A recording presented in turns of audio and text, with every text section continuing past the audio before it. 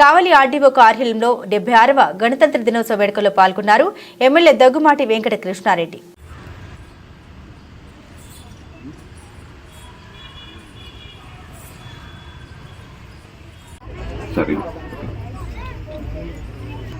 వి కుమారి, okay sir, అట్లాగే TVN Varakumari దేవి,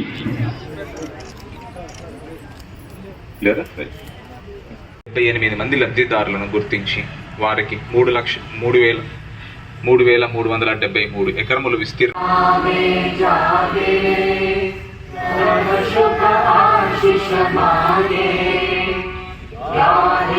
sir ఇటు చూడండి.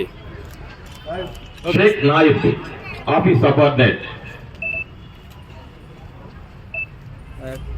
సాయి ప్రసాద్ అడ్వకేట్ గారు, Sai Teja amenity secretary, Sai Teja amenity secretary, G Vamsi municipal worker,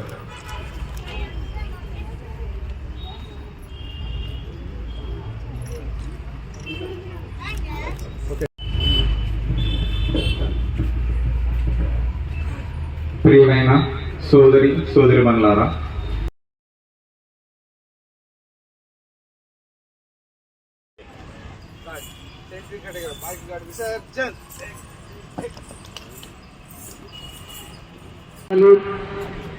ఈ సెల్ఫీ పాయింట్ నందు 100 అడుగుల ఎత్తున జెండా నీడను కావలి ఉంది. ఆ నీడను మన కావలి ఉన్నంత కాలం కావలికి రక్షణ మన దేశం. ఆ జెండా నీడను మనం బతుకుతున్నామని ఒక నమ్మకాన్ని కల్పించి భారత పౌరులకి దేశం మీద ప్రేమని, ప్రాంతం మీద అభిమానాన్ని పెంచే విధంగా సెల్ఫీ పాయింట్ దయించి ఇక్కడి నుంచి నేను, ఆర్డీఓ గారు, మీరు అందరం కూడా కలిసి నడిచి అక్కడ కూడా జెండా ఆవిష్కరణ చేద్దామని మాతో కలిసి నడవండి అని చెప్పి ఈ సందర్భంగా అందరినీ కూడా ఆహ్వానిస్తున్నా. తప్పకుండా అందరూ వాళ్ళకి రావాల్సిందిగా ఇప్పటికే దాదాపు 2,000 మంది పిల్లలు అక్కడ ఎదురు చూస్తూ ఉన్నారు. దయించి అందరూ కూడా ఇక్కడి నుంచి ఆడకెళ్ళి గౌరవ వందనాన్ని తీసుకుందామని చెప్పే సందర్భంగా మీ అందరూ కూడా తెలియజేస్తున్నా. Thank you very much.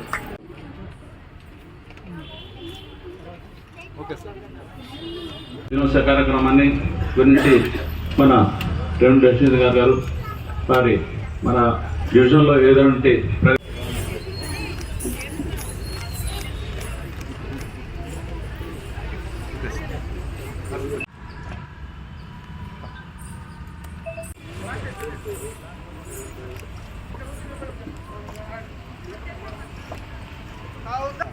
సలామి తీసుకోవాలి ముందు. సార్ సలామి, జనరల్ సెల్యూట్, సలామి, జస్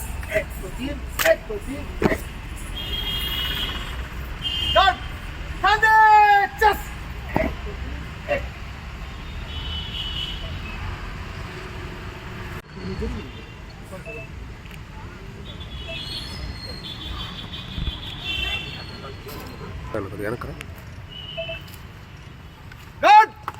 రాష్ట్రీయ సెల్యూట్, సలామి, జస్.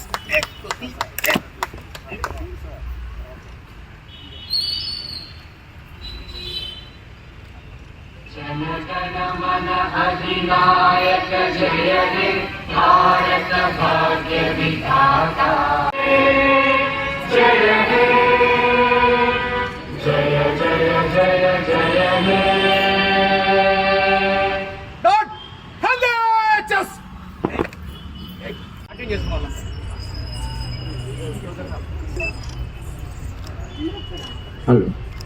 మా డాన్స్ చేసిన వాళ్ళందరూ ఇది. Okay sir, thank you sir. Okay చెప్తాను. తదుపరి D Prithvi mandal revenue inspector Kavali,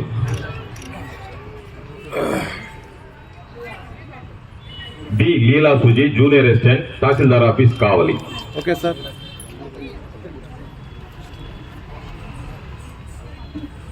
D Mahendra village revenue officer madam.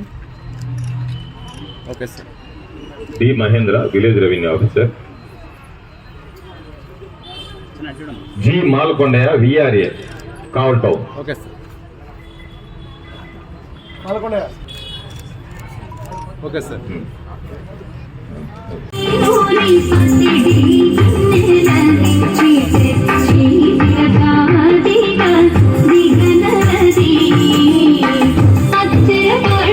చూడు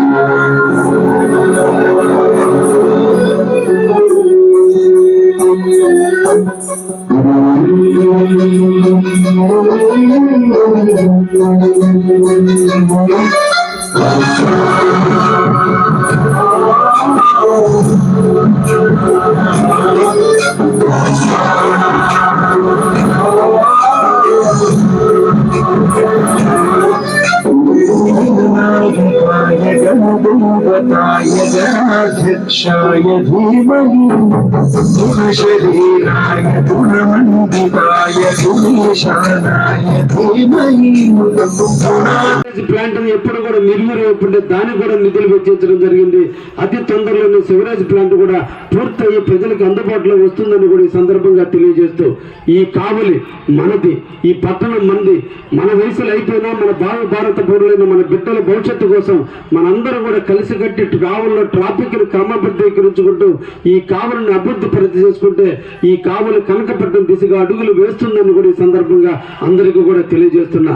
మహానుభావుడు శ్రీ నారా చంద్రబాబు నాయుడు గారి కృషి, ఈ రాష్ట్ర ప్రభుత్వం యొక్క ముందు ఆలోచనతో ఈ రోజు రామాయపట్నం పోర్టు వస్తే దాని అనుబంధంగా ఈ రోజునే కొత్తలో జూన్ 6 జూలైలో అతి తొందరలోనే BPCL కంపెనీకి శంకుస్థాపన చేసే విధిగా ఈ రోజున మోడీ నాయకత్వం, పవన్ కళ్యాణ్ గారి సూచనలు, చంద్రబాబు నాయుడు ఆలోచనలతో ఈ రోజు కావలి అభివృద్ధి చేసే దిశగా BPCL కంపెనీ దాదాపు 1,25,000 కోట్ల రూపాయలు వెచ్చించి మన ప్రాంతంలో ఇండస్ట్రీని, భారతదేశంలో అతి పెద్ద రిఫైనరీ, 4 రిఫైనరీలు ఉంటే 4 అతి పెద్ద రిఫైనరీగా రూపాంతరం చెందబోతున్న ఈ కావలి బ్రహ్మంగారు కాలజ్ఞానంలో ముందుకు పోతుందని చెప్పి ఈ రోజున రిపబ్లిక్ తెలియజేస్తున్నా. అదేవిధంగా రూరల్ మండలాల్లో పంచాయతీ రోడ్లు ఈ రోజు నారా చంద్రబాబు నాయుడు గారి కృషి, మన జిల్లా కలెక్టర్ గారి డైనమికిజం ఈ రోజున కావలి రూరల్ మండలంలో 27 కోట్ల రూపాయల సిమెంట్ రోడ్లు ఇచ్చి ఈ రోజు మన కావలిని జిల్లాలో మొదటి స్థానంలో తీసుకొచ్చే విధంగా ఈ రోజు అడుగులు వేస్తుంది ప్రభుత్వాన్ని కూడా మీకు ఈ సందర్భంగా తెలియజేస్తున్నా.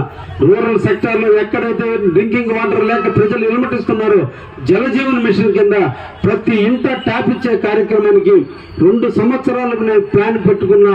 ఈ 2 సంవత్సరాల్లో ప్రతి ఇంట ట్యాప్ ఉండే విధంగా ముందుకు పోతామని కూడా ఈ సందర్భంగా తెలియజేస్తూ, రైతులకి నిలయమైనటువంటి కావలి నియోజకవర్గం, రైతుల కష్టాల మీద ఏర్పడినటువంటి నియోజకవర్గం, అన్నదాతల కులమైనటువంటి ఈ నియోజకవర్గంలో ఉన్నటువంటి అన్ని రైతుల యొక్క సంబంధించిన పొలాలని డెల్టాలుగా తీసుకొచ్చి 2 ప్రాంతాలు పండే విధంగా ఈ రోజు కావలి నియోజకవర్గాన్ని రూపొందించే క్రమంలో మీరు అందరూ కూడా కలిసి నాతో నడవండి అని చెప్పి మిమ్మల్ని అందరినీ కూడా కోరుకుంటూ, ఈ రోజున కావలికి ఒకే ఒక హైవే, ఒకే ఒక రైల్వే క్రాసింగ్ బ్రిడ్జి ఉంటే ఈ రోజు మానసాల సెంటర్ బ్రిడ్జి అండర్ పాస్ గా ఈ రోజు అడుగులు వేస్తుంది. అన్ని తొందరలోనే దానికి కూడా అనుమతులు రావడం కూడా జరుగుతుంది.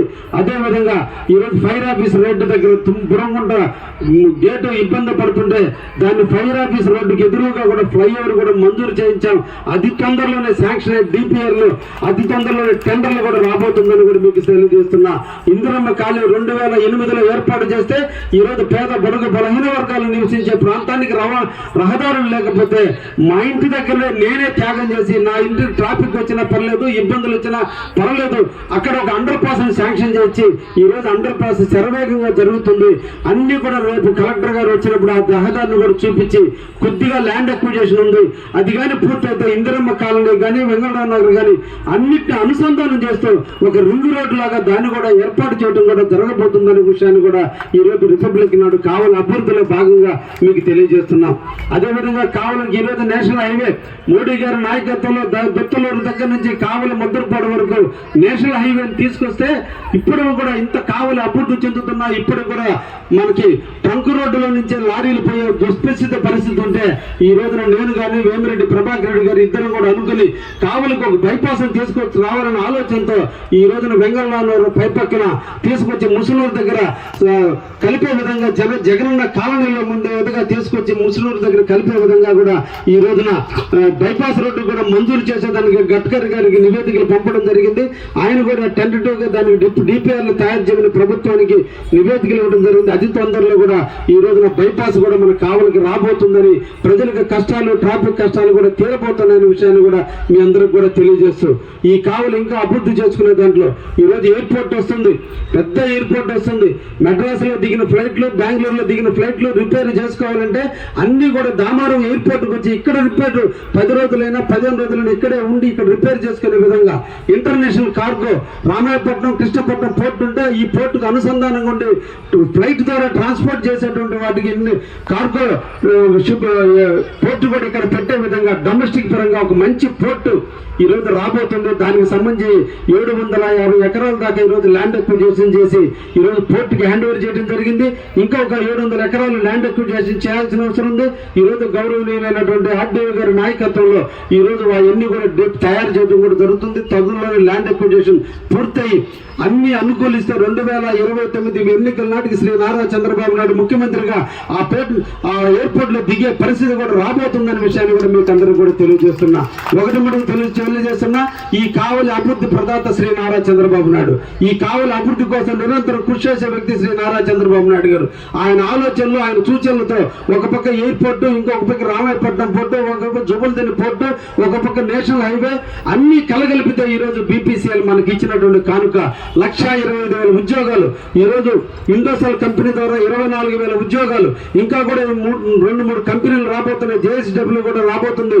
ఇవన్నీ అనుసంధానం అయితే దాదాపు 2,50,000 ఉద్యోగాలు కావలిలో నివసిస్తే కుటుంబానికి 3 సభ్యులు వేసుకుంటే 7,50,000 మంది పాపులేషన్ నివసించే ప్రాంతంగా ఈ కావలి వర్ధిల్లబోతుంది. ఈ రోజు కావలికి ఉన్నటువంటి పాపులేషన్ 1,60,000. 1,60,000కి ఈ విధంగా కావలి ఉందంటే 7,50,000 రాబోయే 5-6 సంవత్సరాల కాలంలో అభివృద్ధి చెందుతున్న కావలిలో జనాభా నివసిస్తే ఇది ఒక కాస్మో పట్టణంగా, అన్ని భాషలకు వర్ధిల్లే పట్టణంగా ఇది వర్ధిల్లుతుంది. ఇది ఒక మహానగరంగా తీర్చిదిద్దబోతుంది. ఆనాడు కాలజ్ఞానం రచించిన వ్యక్తి బ్రహ్మం గారు అయితే ఈ రోజు కావలి సృష్టికర్త శ్రీ నారా చంద్రబాబు నాయకత్వంలో కావలి అభివృద్ధి చెందుతుంది అని చెప్పి గణతంత్ర దినోత్సవం నాడు తెలియజేయడానికి గర్వపడుతూ ఇటువంటి అవకాశాన్ని నాకు కల్పించిన ఆర్టీఓ గారికి ప్రత్యేక ధన్యవాదాలు తెలియజేస్తూ అందరి ఆహ్లాదాల మధ్య మంచి నాట్యంతో పిల్లలందరూ అలరించి అంచి బాగా నిర్వహించినటువంటి ఆర్టీఓ సిబ్బంది కూడా ధన్యవాదాలు తెలియజేస్తూ ముగిస్తున్నా. Thank you very much. వందనాలు. గణతంత్ర దినోత్సవ శుభాకాంక్షలు తెలియజేస్తూ మన భారతదేశం సర్వమత సౌభ్రతత్వానికి నాంది పలికిన దేశం భారతదేశం. ఎన్నో కులాలు, ఎన్నో మతాలు, ఎంతోమంది మేధావులతో వర్ధిల్లినటువంటి భారతదేశం ఆత్మ త్యాగాలకు ఫలితంగా మనందరం కూడా స్వాతంత్రాన్ని తెస్తే ఈ రోజున మనం అనుభవించేటువంటి ప్రతి ఫలం మన పూర్వీకుల యొక్క త్యాగ ఫలం. వారి యొక్క దీక్ష, వారి యొక్క కఠోర కాంక్షలతో ఏర్పడినటువంటి భారతదేశాన్ని బ్రిటిష్ వాళ్ళని తరిమికొట్టి దేశానికి స్వతంత్రం తెచ్చి ఈ దేశం ఎలా ఉండాలి అని నిర్ణయించినప్పుడు రాజ్యాంగ కమిటీని ఏర్పాటు చేసుకుని రాజ్యాంగ కమిటీ ద్వారా 304 మంది సభ్యులతో కట్టినటువంటి కమిటీని ఏర్పాటు చేసి మన తెలుగు వాళ్ళలో ఉన్నటువంటి ఆంధ్ర బ్యాంక్ వ్యవస్థాపకుడైన పట్టాభి సీతారామయ్య గారు, అదేవిధంగా ప్రకాశం పంతులు గారిని కూడా ఆ కమిటీలో మెంబర్లుగా చేర్చి దాదాపు 2 సంవత్సరాల 2 నెలల కాలంలో ఒక రాజ్యాంగాన్ని రూపొందించి 1950 జనవరి 24వ తేదీన చిరుజల్లులు కురుస్తున్న సందర్భంలో ఢిల్లీ నడిబొడ్డున ప్రకృతి పులకిస్తున్న టైంలో మన రాజ్యాంగం మీద సంతకం 284 మంది సభ్యులు సంతకం పెడుతున్న తరుణంలో ఢిల్లీ మొత్తం కూడా వర్షం కురిసిందంటే మన భారతదేశ యొక్క ఖ్యాతి అంత గొప్పదనే విధంగా ఆ రోజున రాజ్యాంగాన్ని ఈ దేశానికి అందించారు. ఆనాడు అందించినటువంటి రాజ్యాంగం 1950 జనవరి 26వ తేదీన గణతంత్ర దేశంగా, స్వతంత్ర ప్రతిపత్తి దేశంగా, ప్రజాస్వామ్య దేశంగా, సర్వసత్త స్వామ్యభావ లౌకిక ప్రజాస్వామ్య గణతంత్ర దేశంగా ఏర్పడ్డ దేశం ఈ భారతదేశం. ఈ భారతదేశంలో ఎన్ని కులాలున్నా, ఎన్ని మతాలున్నా, ఎన్ని భాషలున్నా అందరం కూడా సమైక్యంగా ఉండేందుకు మన ప్రతీకగా ఈరోజు మన భారతదేశం ఏర్పడింది. అందుకనే మనకి న్యాయంలో అందరికీ సమానం, స్వేచ్ఛలో అందరికీ సమానం, మాట్లాడే హక్కు అందరికీ సమానం, ఆస్తుల హక్కు అందరికీ సమానం, దేశంలో జీవించేదానికి అందరికీ సమానం. అన్ని న్యాయపరంగా, స్వేచ్ఛపరంగా, సమానత్వపరంగా, సౌభ్రాతృత్వపరంగా ఈరోజు ఈ దేశాన్ని మలిచిన మేధావులు, అమర జీవులు అందరికీ త్యాగఫలం ఈ భారతదేశం. అటువంటి భారతదేశంలో పుట్టిన మనం ఈ దేశం ఎడల ఎప్పుడు కూడా గౌరవాన్ని పెంచుకొని ఈ దేశానికి మనిషిగా మనం పుట్టినప్పుడు మన కుటుంబానికి ఎంత సేవ చేస్తున్నామో అంతే కూడా ఈ దేశానికి సేవ చేయాల్సిన బాధ్యత మన అందరి మీద ఉందని విషయాన్ని కూడా మీ అందరికీ కూడా తెలియజేస్తూ మీరు, మేము అందరం కూడా కలిసి ముఖ్యంగా ఈ కావలి నియోజకవర్గాన్ని అభివృద్ధి పరుచుకునే దాంట్లో అందరం కలిసి మన కావలిని అభివృద్ధి పరుచుకుంటే ఆటోమేటిక్గా మనం దేశాన్ని అభివృద్ధి పరిచినట్టుగానే భావిస్తారు. కాబట్టి కావలిని అభివృద్ధి పరిచే దాంట్లో అందరం కూడా కలిసి నడుపుతామని సందర్భంగా అందరినీ కూడా ఆహ్వానిస్తూ దాదాపు 8 నెలలు పూర్తయినటువంటి నా కాలంలో ఈ రోజున ఎనలేని చంద్రబాబు నాయుడు గారి దీవెనలతో, ఈ రాష్ట్ర ప్రభుత్వ ఆశీస్సులతో, ప్రభుత్వ అధికారుల సహాయ సహకారాలతో ఈ రోజు కావలి అభివృద్ధి పదంలో నడుస్తుందనే దానికి ఈ రిపబ్లిక్ డే చెప్పడానికి నేను చాలా సంతోషిస్తున్నా.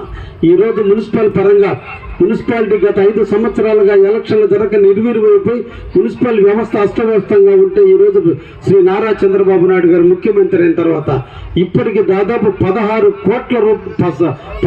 కోట్ల రూపాయలు ఈ రోజు మున్సిపాలిటీకి నిధులు తెచ్చి ఈ రోజున సిమెంట్ రోడ్లు కావచ్చు, డ్రైన్లు కావచ్చు, ఈ రోజు అన్నింటినీ కూడా మంజూరు చేయించడం జరిగింది. ఈ రోజున ఆటల కోసంగా స్టేడియంను పునరుద్ధరించడంలో కావచ్చు, ఇందిరమ్మ కాలనీల ప్రాంతంలో ప్రజలకి రవాణా సౌకర్యాలు, రోడ్డు సౌకర్యాలు లేక ఇబ్బందులు పడుతుంటే దాదాపు 1,70,00,000 రూపాయలతో ఈ రోజు నిధులు మంజూరు చేసి రేపటి 2-3 తేదీల్లో కలెక్టర్ చేతి మీదుగా దాన్ని కూడా శంకుస్థాపన కూడా చేయబోతున్నాం. ఈరోజు కావలిలో దాదాపు 9,60,00,000 రూపాయలతో డ్రింకింగ్ వాటర్కి సంబంధించినటువంటి వివిధ రకాలలో ఇంకా కూడా ట్యాంకర్లతో నీళ్లు బిందెలతో మోసుకునే దుర్దిష్టమైనటువంటి పరిస్థితులు ఉన్న దృష్ట్యా ఈరోజు 9,60,00,000 రూపాయలతో మళ్ళా ఈరోజు డ్రింకింగ్ వాటర్ కోసంగా నిధులు కూడా మంజూరు చేసిన తొందరలో కూడా ఆ సమస్యను కూడా పరిష్కరించే దిశగా ముందుకు పోతుంది ఈ ప్రభుత్వం అని కూడా మీకు అందరికీ కూడా తెలియజేస్తున్నా. అంతేకాదు అమృత పథకం 2014-18 కాలంలో అమృత పథకానికి 57 కోట్ల రూపాయల నిధులు మంజూరు చేస్తే గత 5 సంవత్సరాలుగా నిధులకు నిర్వీర్యమైనటువంటి పరిణామంలో మళ్ళా ఈ రోజు ముఖ్యమంత్రి చంద్రబాబు నాయుడు అయిన తర్వాత వాటన్నిటినీ కూడా గాడిలో పెట్టడం జరిగింది. అన్ని అనుకూలిస్తే ఈ సంవత్సర కాలానికల్లా కావలిలో ప్రతి ఇంట ట్యాప్ ఇచ్చి, ఇంటింటికి ట్యాప్ సౌకర్యం ఇచ్చి 7,500 ఇళ్లకి ఈ రోజున మళ్ళా ట్యాపుల ద్వారా నీళ్లు ఇచ్చే కార్యక్రమాన్ని కూడా అమృత 1 పథకం ద్వారా స్వీకారం చుట్టామని కూడా ఈ సందర్భంగా తెలియజేస్తున్నాం. అదేవిధంగా అమృత 2 ఎక్కడైతే ఇంకా వేకర్ సెక్షన్స్ పేదవాళ్ళు నివసిస్తున్నారో, నీళ్లు లేక అలమటిస్తున్నారో ఆ ప్రాంతానికి కూడా ఈ రోజు మళ్ళా 35 లక్షల రూపాయలతో డిపిఆర్లు పంపడం జరిగింది. నిధులు కూడా ఈ రోజు వెచ్చించడం జరిగింది. అతి తొందరలోనే టెండర్ పిలిచి ఫేజ్ 2 కింద కూడా 35 కోట్ల రూపాయలతో కావలిలో ఎక్కడ కూడా నీళ్ళకి ఇబ్బంది లేకుండా చేసే విధంగా అమృత 2 పథకం కూడా అమలవుతుందని కూడా ఈ సందర్భంగా కావలి ప్రజానికానికి తెలియజేస్తున్నా.